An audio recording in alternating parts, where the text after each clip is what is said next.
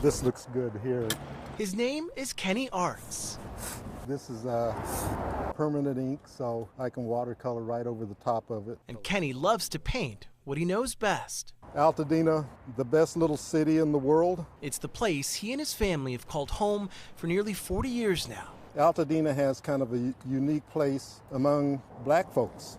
Altadena was one of the first places that was not doing redlining back in the day. With a little water and a little color, Kenny adds a little life to the otherwise mundane. Watercolors, to me, they have a voice of their own. Like his paintings of the Altadena post office or the local hardware store. Altadena Hardware, some of the greatest people in the world. Today, Kenny is painting a row of small shops along Lake Avenue, except the shops are no longer there. Yeah, it's been a tough situation, especially for so many people that have lived here for so long. This is the sort of place where I could walk down the street and run into 2 or 3 neighbors that I knew.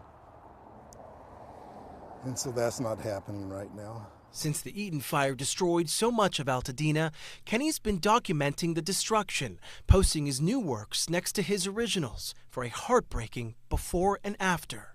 People deal with tragedy in different ways, and this is one of the ways I deal with mine. 38 years. For Kenny, life is imitating his art. His home was also lost in the fire. Lost my home and all of my artwork except a few small paintings. I lost my studio at my home, but this right here is my studio. And so Kenny dips his brush into the palette, painting the unpalatable state of his beloved Altadena. Whether they call it the silver lining in the clouds or something, and that's what we try to do. We look for that. He knows it may never look like it used to. I'm just about finished now. But he also knows it won't always look like this. I think that light right up there is just sort of a symbol. So there's some light from above.